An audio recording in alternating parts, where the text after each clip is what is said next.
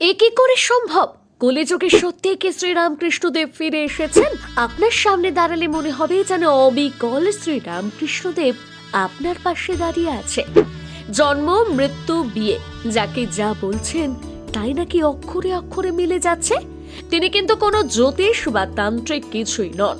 তার মায়ের কাছে এসে কেউ যদি কোনো মনস্কামনা করেন, সেই মনস্কামনাও নাকি পূর্ণ হয়। কথিত আছে তার মায়ের মন্দির থেকে নাকি কেউ কখনো খালি হাতে বাড়ি ফেরেননি। অ্যাকচুয়ালি আমি আসছি 2004 সাল থেকে।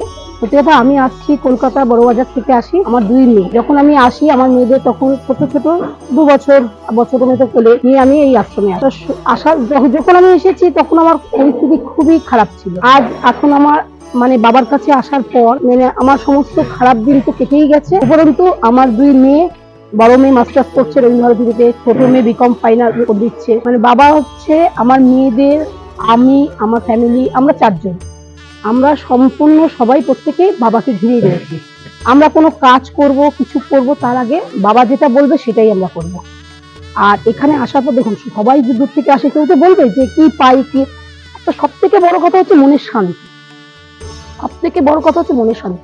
মানুষ দেখুন কোথাও গেলে একটা ক্লাব করে, কোনো ভালো যাওয়া সংস্থার সঙ্গে যুক্ত থাকে, কিছু না কিছু করে, কিন্তু আমাদের 4 জন আমরা আশ্রম ঘিরেই রয়েছি। এমনকি বাবা আমাদের যে কোনো কাজে পাঠানো বলুন, কোনো কিছু আমাদের উপাসনা হয়, সব জায়গায় ধর্মীয় কাজ, ধর্মীয় সমস্তটাতে নিজেকে পার্টিসিপেট করতে পেরে ভালো লাগে।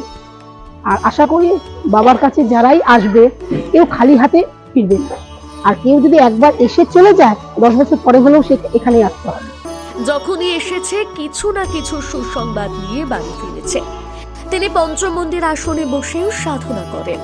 জাত পাত ধর্ম বর্ণ নির্বিশেষে বিনামূল্যে তার আশ্রমে খাওয়া দাওয়া থেকে থাকা সবই ব্যবস্থা করে চলেছেন একা হাতে। দরিদ্র অনাথ শিশু, বৃদ্ধ বৃদ্ধাদের দেখাশোনার দায়িত্ব নিচ্ছেন। আসুন তাহলে একবার আমরা জেনে নিই আসলেই তিনি কে, কিভাবে পারেন মানুষের ভবিতব্য বিচার করতে। এই আশ্রমে আমি আসছি প্রায় 8-10 বছর ধরেই আসছি। প্রথম এসেছিলাম আমার স্বামী যখন খুব অসুস্থ হয়েছিল। তো সেই সময় তো ওনার তো খুবই দুরারোগ্য ব্যাধি হয়েছিল। তো কোনো ডাক্তার, হসপিটাল, ডক্টর কেউই ভালো করতে পারছিল না ওনাকে।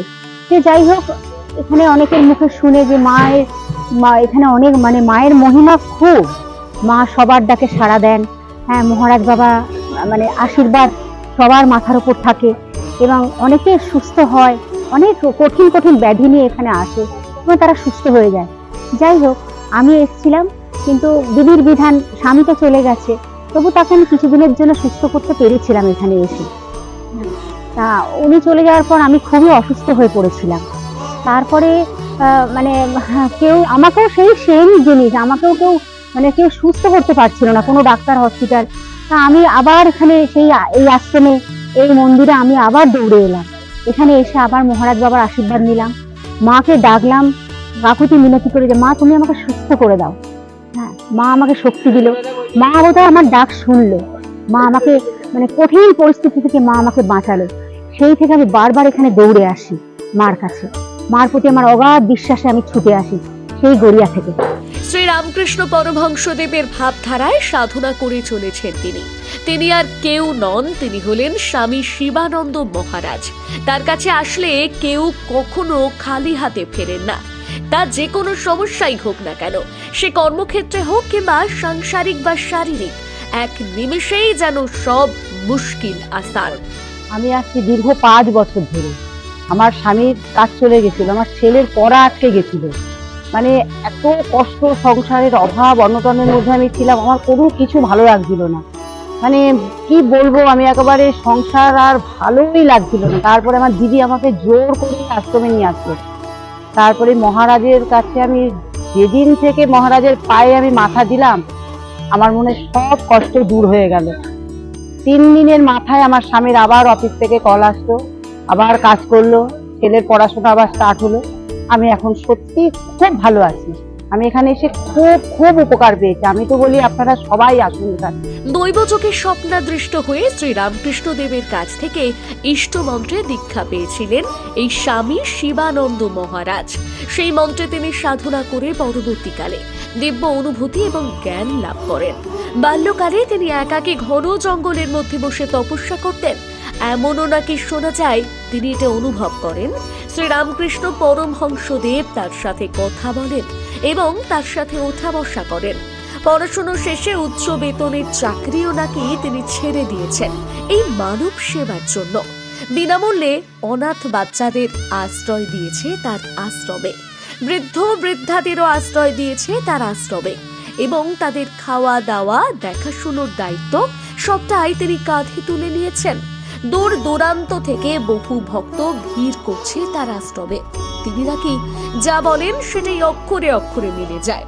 अरे हमको विश्वास है और ये गुरु जी है तो मेरे लिए भगवान है। हम इनका प्रवचन फर्स्ट बार टीवी पर देखे थे। उसके बाद वहाँ हमारे बगल में एक सहेली रहती है रेखा दी, तो उनसे ही हमको ले आए यहाँ पर फर्स्ट बार में। उसके बाद हुआ क्या, हमको 2 लड़का 1 लड़की है। हमारे हस्बैंड मित्र में काम करते हैं बेलिया घाटा में, तो वही इनके पास आए तो ये पहला उदाहरण दिए बाबा कि नाव अगर फूट गया है तो नाव को ठीक करो, अगर पानी निकालेगा तो सारा जिंदगी पानी निकालते रह जाएगा। अच्छा, एक तो ये हुआ, उस समय उतना पैसा नहीं था कि बच्चे हमारे गए इसी तरह से 12 पास कर लिए, सब निकल गए। तो हम बाबा के पास आए तो बाबा बोले कि क्यों चिंता करती है, सब ठीक होगा।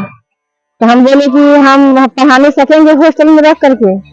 तो बोले कि तुम थोड़ी करेगी, ये शिव शक्ति है वही करेंगे। हमको कुछ भी होता है तो जैसे हम किसी आदमी से बात कर रहे हैं उस तरह से उनको बात करते हैं। এটাও কি সম্ভব? হ্যাঁ, এটাই সম্ভব। এটাই নাকি হয়ে আসছে বছরের পর বছর ধরে, এমনটাই জানাচ্ছেন এখানকার এলাকাবাসী থেকে ভক্তবৃন্দরা। আশ্রমে প্রায় অনেক বছর ধরেই আসছি। আমার মানে পারিবারিক কিছু সমস্যা ছিল, সেই কারণেই আমি আশ্রমে আসছি। যে সমস্যাগুলো এই আশ্রমে এসে মহারাজের কৃপা এবং মায়ের কৃপায় আমার সেই সমস্যাগুলো দূর হয়েছে।